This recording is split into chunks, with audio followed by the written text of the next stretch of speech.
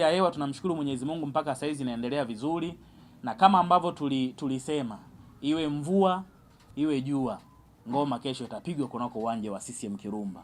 Kwa kama kuna watu wamekuja wanavizia labda mechi isiwepo tena waondoke, kwa CCM Kirumba ni ngumu. Kila kitu kipo sawa sawa na hali ya hewa kama ambavyo unaona Mwenyezi Mungu ametubariki. Kwa hiyo ngoma kesho ipo kama kawaida. Kwa kama kuna mtu amekuja na kanguo kamoja anajua anavizia tu hapa mechi haipo tunaondoka, mechi ipo, na niwaambie mashabiki wakate tiketi waje wafurahie.